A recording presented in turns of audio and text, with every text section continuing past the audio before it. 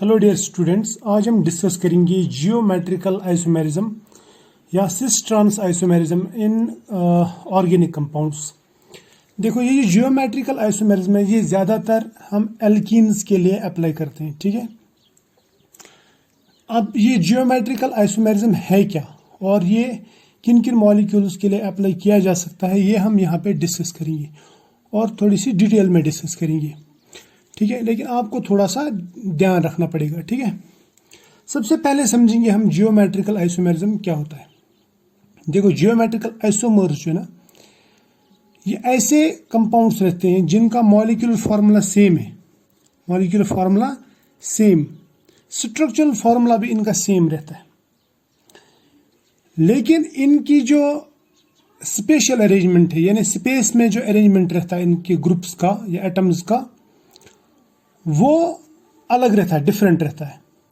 वो अलग क्यों रहता है? वो रहता है due to restricted rotation about a bond. ये याद रखना, molecules having same structural formula, यानी कनेक्टिविटी सेम है बट डिफरेंट स्पेशल अरेंज। ये स्पेटियल पढ़ो आप इसको, या स्पेशल पढ़ो, arrangement of groups due to restricted rotation about a bond. अब यहाँ पे मैंने कहा अबाउट अ बॉन्ड, ये सिंगल बॉन्ड भी रह सकता है, डबल बॉन्ड भी रह सकता है। अब इसको समझने की कोशिश करेंगे। पहले ये डेफिनेशन आप ध्यान से देखो, अब इसको समझने की कोशिश करेंगे। देखो, जियोमेट्रिकल आइसोमेरिज्म कहाँ कहाँ पे होता है। मैंने आपसे कहा ये रिस्ट्रिक्टेड रोटेशन की वजह से बनता है, और कहाँ कहाँ बनता है? जहाँ पे डबल बॉन्ड हो, इन्हें डबल बॉन्ड होना जरूरी है, ये एक कंडीशन है। या फिर साइक्लिक स्ट्रक्चर जो रहते हैं, होमोसाइक्लिक या हेट्रोसाइक्लिक कंपाउंड जो रहते हैं, उनमें ये जियोमेट्रिकल आइसोमेरिज्म आ सकता है। या फिर बाइफिनाइल्स में, ठीक है, बाइफिनाइल्स में हो सकता है ये। अब जहां पे डबल बॉन्ड होगा, वो कौन सा डबल बॉन्ड होना चाहिए? या तो वो कार्बन कार्बन या कार्बन नाइट्रोजन या फिर नाइट्रोजन नाइट्रोजन डबल बॉन्ड। ये याद रखना है आपको। ठीक है, जहां पे डबल बॉन्ड होगा, इस तरह के डबल बॉन्ड, या फिर साइक्लिक स्ट्रक्चर, या फिर बाइफिनाइल्स। अब सबसे पहले मैं इन दोनों का निपटा देता हूं, उसके बाद में हम डबल बॉन्ड पे ही ज्यादा कंसंट्रेट करेंगे। देखो, यहाँ पे ये जो आपको दिख रहा है ना, यहाँ पे साइक्लिक स्ट्रक्चर, इसमें मैंने आप यहाँ पे दो साइक्लिक स्ट्रक्चर्स बनाए हैं। एक बनाया यहाँ पे, ये साइक्लोप्रोपेन है, और इसका मैंने डाइक्लोरो, आप इसको 1,2 डाइक्लोरो साइक्लोप्रोपेन बोल सकते हैं। इसमें देखो, ये दो क्लोरीन एक ही साइड में है। यहाँ पे दूसरा यही 1,2 डाइक्लोरो साइक्लोप्रोपेन बनाया मैंने, यही कंपाउंड है, मॉलिक्यूलर फार्मूला सेम है, इनकी कनेक्टिविटी सेम है। जैसे अगर मैं इस कार्बन को नाम दे दूं कार्बन नंबर 1, ये कार्बन नंबर 2, यहाँ पे भी कार्बन नंबर 1 के साथ क्लोरीन और हाइड्रोजन है, कार्बन नंबर 2 के साथ में क्लोरीन और हाइड्रोजन है। इस साइड में भी कार्बन नंबर 1 के साथ में क्लोरीन और हाइड्रोजन है, यहाँ पे भी क्लोरीन और हाइड्रोजन है, फिर यहाँ पे CH2, यहाँ पे भी CH2, यानी कनेक्टिविटी सेम है, मॉलिक्यूलर फार्मूला सेम है, स्ट्रक्चरल फार्मूला सेम है, लेकिन ओरिएंटेशन ऑफ ग्रुप्स यहाँ पे डिफरेंट है। देखो, आप क्लोरीन पे कॉन्सेंट्रेट करो, यहाँ पे क्लोरीन सेम साइड में, यहाँ पे क्लोरीन बिल्कुल अपोजिट साइड में। तो जब सेम साइड में होंगे तो मैं इसको बोलूंगा ये सिस आइसोमर है, ये सिस जियोमेट्रिकल आइसोमर है, सॉरी। और इसको बोलूंगा मैं ये है ट्रांस। ट्रांस मतलब अपोजिट। सिस और ट्रांस, ये समझ में आया? यहां तक तो हो गया साइक्लिक में, मैंने आपको एक एग्जांपल दे दी, आगे मैं और भी समझाऊंगा। अब बाइफिनाइल्स में क्या होता है? बाइफिनाइल्स में क्या होता है? देखो, बाइफिनाइल में यहाँ पे A है, यहाँ पे B है इस साइड में, फिर यहाँ पे इस फिनाइल ग्रुप पे इस साइड में B, फिर इस साइड में A। ये समझ में आया? अब देखो, ये भी इस तरह का बना सकता है सिस ट्रांस। जैसे मैं यहाँ पे इसका बना देता हूँ दूसरा स्ट्रक्चर, ये दूसरा स्ट्रक्चर है, यहाँ पे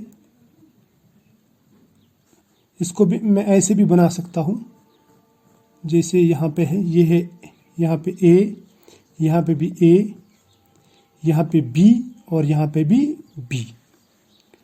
ये समझ में आया? अब इन दोनों में देखो आप, इन दोनों में एक में ए और बी, एक साइड में दूसरे साइड में भी ए और बी, दूसरे स्ट्रक्चर में इसका ए और इसका ए एक ही साइड में है, इसका बी और इसका बी एक ही साइड में, इसको मैं बोल सकता हूं फिर ये सिस, ये है ट्रांस।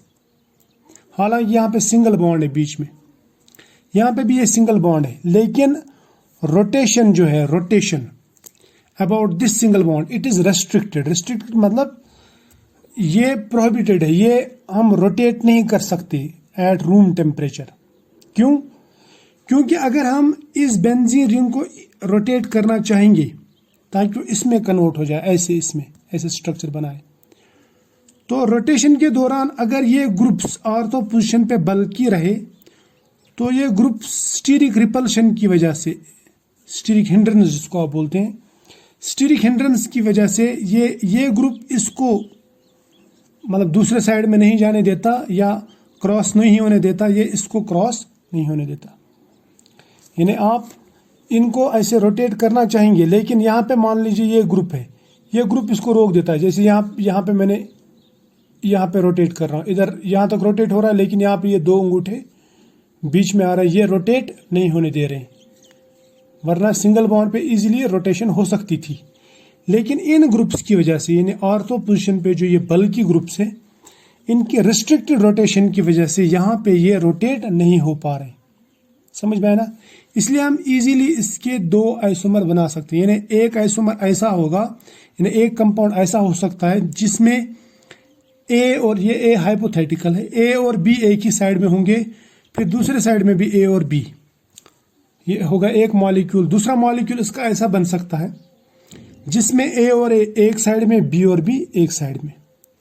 इसको बोलूंगा मैं, इस वाले को, सॉरी ऊपर वाले को बोल सकता हूं मैं ये ट्रांस है, और नीचे वाले को बोल सकता हूं मैं सिस, यानी same groups on same side, different groups on different side. ठीक है, तो यहां पे क्या है, same groups on opposite side, इसलिए ट्रांस। ठीक, अब अगर आप इसको इसमें कन्वर्ट करना चाहेंगे तो ऐसा पॉसिबल नहीं है। क्यों? क्योंकि पॉसिबल मतलब आप इजीली इसको कन्वर्ट नहीं कर सकते। आपको अगर ये कन्वर्ट करना है तो आपको इसको मोड़ना है। मोड़ने के लिए आपको कम से कम इसमें से एक बॉन्ड ब्रेक करना पड़ेगा, यानी यहाँ पे इजी रोटेशन नहीं होती है, विदाउट ब्रेकिंग बॉन्ड यहाँ पे रोटेशन नहीं होती है। क्लियर? अब देखो यहाँ पे ये दो आ गए, अब आते हैं यहाँ पे हम एल्कीन पे। ये मैंने बनाया एल्कीन। एल्कीन में रहता है डबल बॉन्ड, ये एक मान लीजिए ये है सिग्मा बॉन्ड और दूसरा यहाँ पे है पाई बॉन्ड। ठीक है ना, दो कार्बन्स के बीच में डबल बॉन्ड रहता है। ठीक, यहां पे भी अगर हम इसको रोटेट करना चाहेंगे, मान लीजिए इस मॉलिक्यूल को ऐसे मोड़ना चाहिए, तो हमें कम से कम एक बॉन्ड ब्रेक करना है। ये बात आपको यहां पे समझ में आ जाएगी। जैसे मेरे पास में ये मॉलिक्यूल है, यहां पे कार्बन कार्बन सिंगल बॉन्ड है, ये है सिग्मा बॉन्ड, लेकिन जहां पे डबल बॉन्ड बनता है यानी एल्कीन, तो वहां पे साइड वाइज ओवरलैप होता है और एक पाई बॉन्ड भी बनता है। ठीक है, अगर आप इस मॉलिक्यूल को रोटेट करना चाहेंगे, क्या करना चाहेंगे, रोटेट, तो आपको कम से कम एक बॉन्ड ब्रेक करना पड़ेगा, यानी एक पाई बॉन्ड आपको ब्रेक करना पड़ेगा, तब जाके ये रोटेट होगा, एक तरफ से रोटेट, यानी इस सिंगल बॉन्ड पे तब ये रोटेट होगा। लेकिन ये जो रोटेशन है ना, इस रोटेशन के लिए पाई बॉन्ड ब्रेक करना पड़ेगा, और पाई बॉन्ड क्लीवेज जो है ना उसके लिए लगती है 284 किलो जूल्स पर मोल एनर्जी, जो RT पे यानी रूम टेम्परेचर पे मौजूद नहीं होती। समझ में आया? अब मैं आपको ये समझा दूंगा ये कैसे पॉसिबल है, यानी ऐसा क्यों होता है। मान लीजिए मेरे पास में एक ये दीवार है, दीवार, इस पे मैंने एक लकड़ी लगाई है, जिस लकड़ी को मैंने एक कील से बंद किया है। अब मैं इस लकड़ी को इजीली घुमा सकता हूँ ऐसे, यानी इसको रोटेट कर सकता हूँ। कील तो यहीं पर रहेगा, दीवार भी यहीं पर रहेगी, लेकिन इस लकड़ी को, ये जो लकड़ी है ना, इसको मैं रोटेट करा सकता हूँ। यानी इसको रोटेट कराने के बाद में आपको कुछ इस तरह का भी स्ट्रक्चर मिल सकता है, इजीली मिल सकता है। ये कील है और लकड़ी इस तरह उल्टी, यानी लंबा वाला साइड ऊपर, छोटा वाला साइड नीचे। ये पॉसिबल है, लेकिन जब सिंगल कील होगा। अब देखो, अब मैं अगर इसी लकड़ी पे, इसी दीवार पे यही लकड़ी बंद कर दूं और इसमें एक कील यहाँ पे ठोक दूं, दूसरा कील यहाँ पे ठोक दूं, यहाँ पे, अब ये हो गए 2 कील है ना। अब आप इसको इजीली रोटेट कर सकते हैं क्या? नहीं। अगर आपको इस लकड़ी को इस दीवार के साथ रोटेट कराना है तो आपको कम से कम ये एक कील या तो निकालना या तोड़ना है। समझ में आया ना? जब 2 कील लगे होंगे तो आप इजीली इसको रोटेट नहीं कर सकते। इसी को कहते हैं रेस्ट्रिक्टेड रोटेशन। समझ में आया? यहां तक तो क्लियर है। अब देखो, अब इस रेस्ट्रिक्टेड रोटेशन से क्या होता है। इस रेस्ट्रिक्टेड रोटेशन से सपोज मैं ये 2 ब्यूटीन ले लूं, इसमें से एक 2 ब्यूटीन ऐसा बन सकता है, दूसरा ऐसा बन सकता है। समझ में आया? ये 2 एल्कीन्स है ना, एक में डबल बॉन्ड पे 2 मिथाइल ग्रुप्स एक ही साइड में आएंगे, इसको बोलूंगा मैं सिस। दूसरा ब्यूटीन ही होगा, वो भी 2 ब्यूटीन, लेकिन उसमें ये जो मिथाइल ग्रुप्स है ये बिल्कुल अपोजिट साइड में आएंगे, इसको बोलूंगा मैं ये है ट्रांस। क्या ये? ट्रांस। इसी तरह से ये मॉलिक्यूल है, ये मॉलिक्यूल, ये डाइक्लोरो इथीन बोलूंगा मैं इसको। इसमें या तो क्लोरीन एक ही साइड में जुड़ जाएंगे एक कार्बन पे और दूसरे कार्बन, जो एडजेसेंट कार्बन है, डबल बॉन्डेड कार्बन, इसके ऊपर हमें देखना है। अगर दोनों क्लोरीन एक ही साइड में होंगे और ये 2 हाइड्रोजन एक साइड में, इसको बोलूंगा मैं ये सिस है। अब अगर सेम ग्रुप्स एडजेसेंट कार्बन पे, जो डबल बॉन्डेड कार्बन से, इनके ऊपर अगर ये अपोजिट साइड में चले गए तो इसको बोलूंगा मैं ट्रांस। तो इसका मतलब हमारे पास में 2 पॉसिबिलिटीज हैं। ये डाइक्लोरो इथीन भी बन सकता है, 1,2 डाइक्लोरो इथीन, ये भी बन सकता है ना। ये अलग कंपाउंड है, ये अलग कंपाउंड है, मॉलिक्यूलर फार्मूला सेम है, इनका स्ट्रक्चर यानी कनेक्टिविटी भी सेम है, लेकिन ओरिएंटेशन ऑफ ग्रुप जो है वो डिफरेंट है। समझ में आया? यहां तक तो क्लियर है। अब देखो मैं कोई जनरल सा एल्कीन लेता हूं, कोई भी ऐसा हाइपोथेटिकल एल्कीन एक लेता हूं। ये है एल्कीन सी, डबल बॉन्ड सी, यहां पे ए, यहां पे ए, यहां पे बी, यहां पे बी। इसको क्या बोलेंगे आप? इसको बोलेंगे आप सिस। ठीक है। फिर यहां पे दूसरा कंपाउंड ले लूंगा मैं ऐसा ही, यानी इनका मॉलिक्यूलर फार्मूला सेम है, कार्बन डबल बॉन्ड कार्बन, यहां पे भी ए, यहां पे भी ए, देखो ए, फिर यहां पे बी, यहां पे बी, राइट। इसको बोलूंगा मैं ये ट्रांस है। क्यों ट्रांस है? क्योंकि एडजेसेंट कार्बन्स पे, एडजेसेंट डबल बॉन्डेड कार्बन्स पे जो सेम ग्रुप्स हैं वो अपोजिट साइड में, यहाँ पे सेम साइड में है ना, इसको बोलूंगा सिस, इसको बोलूंगा मैं ट्रांस। समझ में आया? अब आपसे मैं क्वेश्चन एक पूछूंगा, अगर मैं इसको मिरर के सामने रखता हूं, इसको, इस मॉलिक्यूल को, तो मिरर के सामने रखने के बाद में इसका जो मिरर इमेज आएगा वो कुछ इस तरह आएगा। मैं रफ सा बनाता हूं, यहाँ पे मिरर के सामने रखता हूं तो इसका मिरर इमेज कुछ इस तरह आएगा। किस तरह? ये ए, बी और बी, ये और ये आपस में मिरर इमेज आइसोमर्स है ना, तो इनको बोल सकता हूं ये एनंशियोमर्स। या इसी तरह से अगर मैं इसके सामने मिरर रख दूं तो यहाँ पे कुछ इस तरह बनेगा, कार्बन डबल बॉन्ड कार्बन, यहाँ पे बनेगा बी, यहाँ पे बनेगा ए, यहाँ पे बनेगा बी, यहाँ पे बनेगा ए, राइट। तो ये दोनों भी आपस में क्या है फिर? Mirror image isomers, right. लेकिन ये भी ट्रांस, ये भी ट्रांस, ये भी सिस, ये भी सिस, यानी सिस वाले और ट्रांस वाले आपस में, यानी ट्रांस और ट्रांस आपस में मिरर इमेज आइसोमर्स है, और सिस और सिस आपस में मिरर इमेज आइसोमर्स। लेकिन सिस और ट्रांस का क्या रिलेशन है?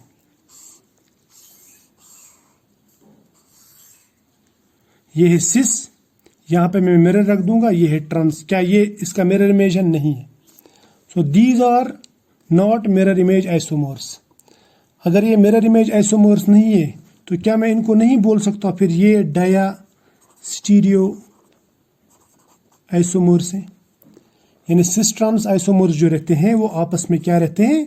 Dia stereo isomers. ये आपको याद रखना पड़ेगा, ये आगे भी काम आएगा। अब सिस और सिस अगर लेंगे, सिस और ट्रांस का मैंने बताया दीज आर डाया स्टीरियोमर्स, लेकिन सिस और सिस एक मॉलिक्यूल के दो सिस आइसोमर्स, ये आपस में मिरर इमेज आइसोमर्स है, तो इनको बोल सकता मैं ये फिर स्टीरियो आइसोमर्स है। लेकिन सिस और ट्रांस डाया स्टीरियो आइसोमर्स है, राइट? शाबाश। अब ये सिस ट्रांस आइसोमेरिज्म जो है ना, ये हम करेंगे अप्लाई साइक्लिक सिस्टम्स के लिए, यानी साइक्लिक स्ट्रक्चर्स के लिए, राइट? देखो ये है साइक्लोप्रोपेन, लेकिन डाई मिथाइल, ये मिथाइल ग्रुप है, ये मिथाइल ग्रुप है। इसमें ये दो मिथाइल ग्रुप एक ही साइड में, तो इसको बोलूंगा मैं सिस। यहां पे दो मिथाइल ग्रुप अपोजिट साइड में, तो इसको बोलूंगा मैं ट्रांस। क्या बोलूंगा? ट्रांस। ये सिस है, ये है ट्रांस। तो क्या ये पॉसिबल है यहाँ पे सिस ट्रांस आइसोमेरिज्म? हाँ पॉसिबल है। क्यों? क्योंकि अगर आप इसको रोटेट करना चाहेंगे तो ये वही दो कील की तरह है, एक कील ये, दूसरा कील ये। अगर एक ही बॉन्ड होता, सिंगल बॉन्ड होता, तब इजी था, तब प्रॉब्लम नहीं था। अब यहाँ पे दूसरा ये है साइक्लोब्यूटेन डायोइक एसिड, है ना? इसमें COH एक ही साइड में मैं बोलूंगा यहाँ पे सिस, यहाँ पे COH और COH अपोजिट साइड में मैं बोलूंगा ट्रांस, राइट? तो साइक्लिक सिस्टम्स में भी ये पॉसिबल है। अब साइक्लोपेंटेन पे देखते हैं। देखो इस वाले साइक्लोपेंटेन पे दो मिथाइल ग्रुप एक ही साइड में, मैं बोलूंगा इसको सिस, ऊपर की साइड में, है ना? यहाँ पे दूसरे वाले में एक मिथाइल ऊपर, दूसरा मिथाइल नीचे, ये है ट्रांस। इन सब का आपस में देखो molecule formula same, structural formula same, यानी connectivity same, but orientation of groups in space that is different. ठीक है, यहां तक तो हो गया। अब मैं और एक चीज आपको दिखाना चाहता हूं। वो चीज क्या है? देखो यहां पे मैंने मिथाइल मिथाइल और हाइड्रोजन हाइड्रोजन इसका कंपैरिजन किया। ये मिथाइल और ये मिथाइल एक जैसे हैं, या हाइड्रोजन हाइड्रोजन एक जैसे। तो इसका मतलब क्या आपके पास में चार ग्रुप्स होना ज़रूरी है? नहीं, चार ग्रुप्स होना मतलब एक जैसे होना ज़रूरी नहीं है। इन्हें दो पेयर्स की ज़रूरत नहीं है, दो सिमिलर पेयर्स की ज़रूरत नहीं। फिर ज़रूरत किसकी है? कम से कम एक पेयर होना चाहिए, वो भी एडजेसेंट डबल बॉन्डेड कार्बन्स पे। फॉर एग्जाम्पल यहाँ पे इसमें एक हाइड्रोजन यहाँ पे है, दूसरा हाइड्रोजन यहाँ पे है, ये दोनों हाइड्रोजन बिल्कुल अपोजिट। इस साइड में क्लोरीन है, इस साइड में मिथाइल है, तो ये और ये डिफरेंट है, ये और ये सेम है ना। तो हम कंपैरिजन करेंगे सेम ग्रुप्स का। सेम ग्रुप्स अपोजिट साइड में आ गए तो ट्रांस, समझ में आया ना? यानी यहाँ पे दो जोड़ियों की जरूरत नहीं, यहाँ पे एक जोड़ी ऐसा होना। अब इसमें दो हाइड्रोजन एक ही साइड में, तो इसको बोलूंगा मैं सिस, राइट? यहां तक तो क्लियर है, शाबाश। अब बढ़ते हैं आगे। आगे क्या बढ़ेंगे? आगे बढ़ के हम देखेंगे कि हम कैसे डिटरमाइन करेंगे कि कौन सा सिस है और कौन सा ट्रांस है। मैंने आपसे ऊपर कहा इनकी मॉलिक्यूलर फार्मूला सेम है, इनका स्ट्रक्चरल फार्मूला सेम है, तो प्रॉपर्टीज भी सेम होनी चाहिए। नहीं, प्रॉपर्टी सेम नहीं है, क्योंकि इसका स्ट्रक्चर अलग है, इसका मतलब इसकी जो जियोमेट्री है, मैं जियोमेट्री बोलूँगा, इसकी जियोमेट्री अलग है, इसकी जियोमेट्री अलग। तो जियोमेट्री से इनकी प्रॉपर्टीज पे भी फर्क पड़ता है। कैसे? इनमें डिफरेंट बॉइलिंग पॉइंट रहता है, different melting point, different reactivity, different polarity. इन चीजों के बेसिस पे, boiling point, melting point, reactivity और पोलरिटी के बेसिस पे हम डिटरमाइन कर सकते हैं कि ये कंपाउंड सिस है कि ट्रांस है। समझ में आया ना? इवन की जो बायोलॉजिकल एक्टिविटीज रहती है, बायोलॉजिकल एक्टिविटी यानी एक्शन, बायोलॉजिकल एक्शन, वो भी इनका अलग रहता है।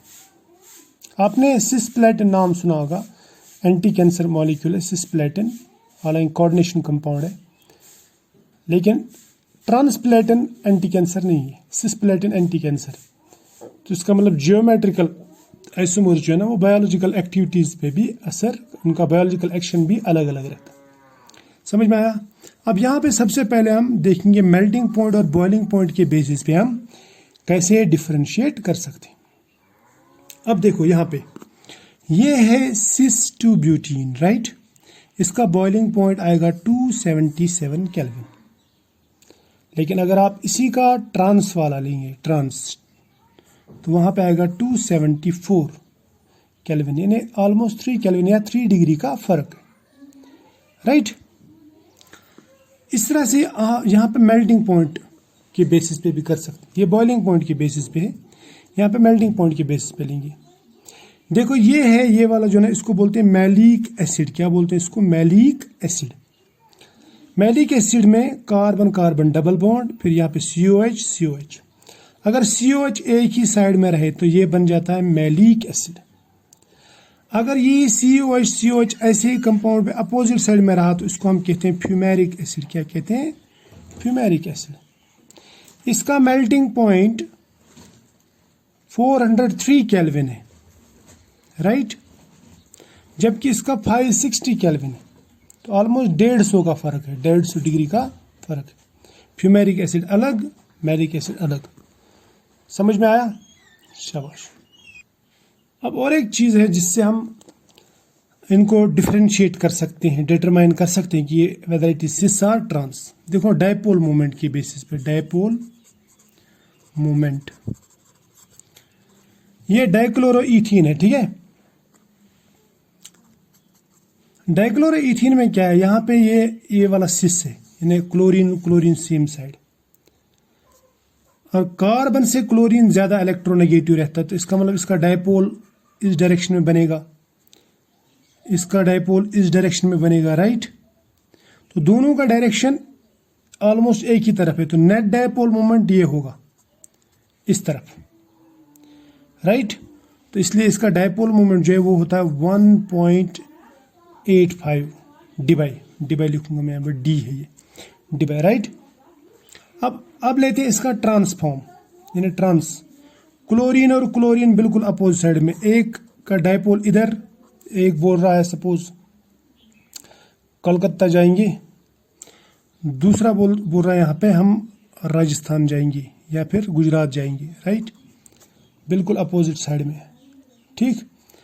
तो इसका मतलब ये बॉन्ड और ये बॉन्ड तो सेम है ना, इनका बॉन्ड मोमेंट सेम है लेकिन अपोजिट डायरेक्शन में। तो इसका मतलब ये डायपोल इस डायपोल को बिल्कुल नलीफाई करेगा, कैंसिल करेगा। तो नेट डायपोल मोमेंट आएगा 0 डिबाई। कितना आएगा? 0 डिबाई, राइट। ये होगा यहां तक क्लियर। तो डायपोल मोमेंट यानी पोलरिटी में भी फर्क पड़ता है। सिस की पोलरिटी ज्यादा है, ट्रांस की कम है। यहाँ पे मैं बोल रहा हूँ हर जगह ऐसा नहीं है, इसके एक्सेप्शंस भी है। अगर आपको ये एक्सेप्शंस देखना है तो आप मेरे लेक्चर्स में जाके डायपोल मोमेंट का जो टॉपिक है वो वहाँ से देख लेना, या खुद भी पढ़ सकते हैं बुक्स से, राइट। अब यहाँ पे देखते हैं, देखो साइक्लाइजेशन यानी रिएक्शन हम देखेंगे, रिएक्टिविटी। ये है सिस फॉर्म, देखो सिस फॉर्म है, इसको बोलूँगा मैं मैलिक एसिड। इसका मॉलिक्यूलर फार्मूला और इसका मॉलिक्यूलर फार्मूला सेम है, इसको कहते हैं fumaric acid. Molecular formula same है, इवन की स्ट्रक्चरल फार्मूला ने कनेक्टिविटी सेम है। जैसे carbon double bond carbon, carbon double bond carbon, एक कार्बन के साथ में हाइड्रोजन और COH जुड़ा हुआ है, दूसरे कार्बन के साथ में भी हाइड्रोजन और COH, वैसे यहाँ पे भी। लेकिन जब हम इसको हीट करते हैं, इसके हीट करने से क्या होता है, यहां से ये OH और ये H निकल जाता है, यानी मैं लिखूंगा माइनस वाटर, यहाँ पे लिखा हुआ है वाटर निकल गया। तो यहाँ पे क्या बन जाता है, यहाँ पे बन जाता है C डबल बॉन्ड C, यहाँ पे H, इसमें कोई फर्क नहीं। इधर रहेगा C double bond O, C double bond O और सिंगल बॉन्ड बीच में O, जैसे यहाँ पे, यानी 3 ऑक्सीजन है ना, बच गए ये 3 ऑक्सीजन। इसको बोलते हैं मैलिक एनहाइड्राइड। क्या बोलते हैं इसको, मैलिक एनहाइड्राइड, यानी एनहाइड्राइड बना देता है, वाटर लॉस होता है। अब लेते हैं इसको फ्यूमेरिक एसिड को। फ्यूमेरिक एसिड भी इसी के जैसा है, लेकिन इसकी प्रॉपर्टीज बिल्कुल अलग। इसको अगर आप हीट करोगे, इसमें ये COH और ये COH बिल्कुल अपोजिट डायरेक्शन में, इसलिए यहाँ पे कंडेंसेशन यानी इंट्रामॉलिक्यूलर कंडेंसेशन, या मैं बोलूँगा लॉस ऑफ वाटर इजीली नहीं होता, यानी यहाँ पे no anhydride formation takes place. Fumaric acid का एनहाइड्राइड नहीं बनता, बल्कि मैलिक एसिड का बन जाता है। अब हम और एक चीज देखते हैं इसमें, और एक रिएक्टिविटी, ऑप्टिकल आइसोमर फॉर्मेशन। मैं यही फ्यूमेरिक एसिड और मैलिक एसिड लूंगा। पहले लेंगे मैलिक एसिड। मैलिक एसिड का अगर आप ऑक्सीडेशन कराएंगे KMnO4 के साथ में, एक्वस KMnO4, तो इसका हाइड्रोक्सिलेशन होता है। यहाँ पे OH ग्रुप, यहाँ पे OH ग्रुप जुड़ जाता है, जैसे यहाँ पे मैंने OH ग्रुप इधर, OH ग्रुप इधर, राइट। तो ये बन जाता है टारटारिक एसिड। क्या बन जाता है, टारटारिक। लेकिन ये वाला जो टारटारिक एसिड है, ये है मीजो टारटारिक एसिड। मीजो मतलब इसमें मॉलिक्यूल के अंदर ही प्लेन ऑफ सिमेट्री रहता है, या मैं बोलूँगा इसमें मिरर इमेज बन जाता है। देखो ऊपर वाला पार्ट नीचे वाले पार्ट का मिरर इमेज है। समझ में आया ना, शाबाश। ये बन गया meso compound, meso tartaric acid. अब अगर हम यही मैलिक एसिड, इसके बदले में इसका दूसरा आइसोमर लेंगे, इसका फ्यूमेरिक एसिड लेंगे। फ्यूमेरिक एसिड में COH ग्रुप बिल्कुल अपोजिट साइड में। इसका भी जब हम एक्वस KMnO4 के साथ में ऑक्सीडेशन करते हैं, यहाँ पे भी हाइड्रोक्सिलेशन होती है, यानी OH ग्रुप इधर, OH ग्रुप इधर अटैच हो जाता है, राइट। तो ये भी इसी तरह। अब देखो इसमें और इसमें फर्क है। इसमें COH ग्रुप एक ही साइड में थे, इसमें COH ग्रुप अपोजिट साइड में है ना। तो जाहिर सी बात है, तो प्रोडक्ट में भी ये अपना जलवा दिखाएगा। तो यहाँ पे प्रोडक्ट दो तरह के बनते हैं। एक बनता है ये वाला, यानी COH इधर, COH इधर। दूसरा बनता है इधर ऐसे, यानी ट्रांस का ट्रांस के जैसा ही बनता है। इधर भी इसको मैं ट्रांस नहीं कहूँगा, लेकिन ट्रांस के जैसा ही बनता है। ये जो ना ऊपर वाला, ये नीचे वाले का मिरर इमेज नहीं है, इसलिए ये मीजो कंपाउंड नहीं है, ये ऑप्टिकली एक्टिव है। तो ये वाला जो एनेंशियोमर है, इसको मैं बोलूँगा प्लस टारटारिक एसिड या डेक्स्ट्रो रोटेटरी टारटारिक एसिड। जबकि दूसरा वाला जो यहाँ पे बनता है, वो बनता है माइनस टारटारिक एसिड। अब अगर ये दोनों इक्वल अमाउंट में बन गए मिक्सचर में, तो ये बन जाएगा रेसमिक मिक्सचर, यानी यहाँ पे एक्सटर्नल कंपेंसेशन होती है, जबकि इसमें इंटरनल कंपेंसेशन होती है। समझ में आया ना। तो मैलिक एसिड से बन जाता है मीजो टारटारिक एसिड, जबकि फ्यूमेरिक एसिड यानी इसका जो दूसरा जियोमेट्रिकल आइसोमर है, उससे बन जाता है रेसमिक मिक्सचर, यानी प्लस टारटारिक एसिड और माइनस टारटारिक एसिड। ठीक। तो आई होप ये जो मैंने यहाँ तक पढ़ाया, ये आपके समझ में आया होगा, आपके पल्ले पड़ा होगा। तो अगर आपको समझ में नहीं आया तो दोबारा देख लेना। अच्छा लगे तो लाइक कर लेना, लाइक करना मत भूलना, ज़रूर लाइक करना। ठीक है, चलो आज इतना ही।